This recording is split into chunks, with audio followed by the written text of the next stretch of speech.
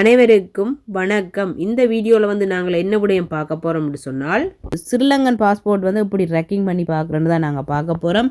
நாங்கள் passport apply பண்ணிட்டோம். எங்களோட பாஸ்போர்ட் வேறே இல்லை, என்ன செய்கிறது?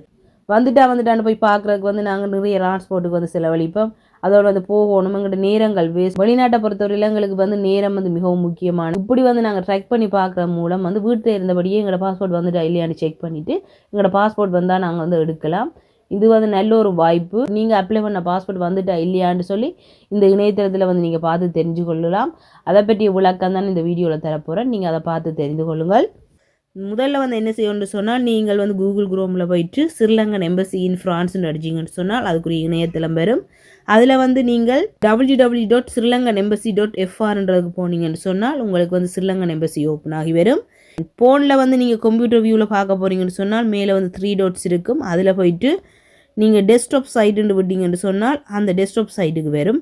அப்படி இல்லை நீங்கள் நார்மலாக வந்து ஃபோன்லேயே பார்க்க போகிறீங்கன்னு சொன்னால் இந்த 3 dot மாதிரி இருக்கும், அந்த டொட்டை கொடுப்பீங்க. அதில் வந்து பார்த்தீங்கன்னு சொன்னால் கன்சல்ட் சர்வீஸ்ன்னு இருக்குது, அதுக்கு நீங்கள் போவீங்க. போயிட்டு வந்து பாஸ்போர்ட்டுன்றது முதலாவதாக இருக்குது. அடுத்ததாக வந்து பார்த்தீங்கன்னு சொன்னால் ட்ராக் யுவர் பாஸ்போர்ட்ன்றது, அதில் போயிட்டு நீங்கள் பாஸ்போர்ட் ரெஃபரன்ஸ் நம்பர்னு அடிப்பீங்க. இப்போ நான் உதாரணத்துக்கு வந்து எழுமாற்ற வந்து ஒரு நம்பரை அடிக்கிறேன். அதை அடித்து போட்டு நீங்கள் சர்ச்னு கொடுத்தீங்கன்னு சொன்னால் அவருடைய பாஸ்போர்ட் வந்து வந்திருந்தால் வந்து அவைலபிள்னு வரும், வராட்டி வந்து நாட் அவைலபிள் வரும். நீங்கள் பாஸ்போர்ட் வந்து எடுத்திருந்தால் வந்து ஒன்றுமே காட்டாது. ஆனால் வந்து உங்களுக்கு பாஸ்போர்ட் வந்திருக்குன்னு சொல்லி உங்களுக்கு இன்ஃபர்மேஷன் வரணும்னு சொன்னால் சப்ஸ்கிரிப்ஷன் ஃபார் நோட்டிஃபிகேஷனில் போயிட்டு உங்களோட பேர், உங்களோட மெயில் அட்ரஸ், பாஸ்போர்ட்டுக்கான ரெஃபரன்ஸ் நம்பர், அதுக்கப்புறம் உங்களோட ஃபோன் நம்பர் கொடுத்து உங்களுக்கு என்ன மொழியில் வேணுமோ அதை கொடுத்து போட்டு சப்ஸ்கிரைப் பண்ணி விட்டீங்கன்னு சொன்னால் உங்களோட பாஸ்போர்ட் வந்து இலங்கையிலிருந்து ஃப்ரான்ஸ் எம்பசிக்கு வந்திருந்தால் உங்களுக்கு ஒரு நோட்டிஃபிகேஷன் வரும்.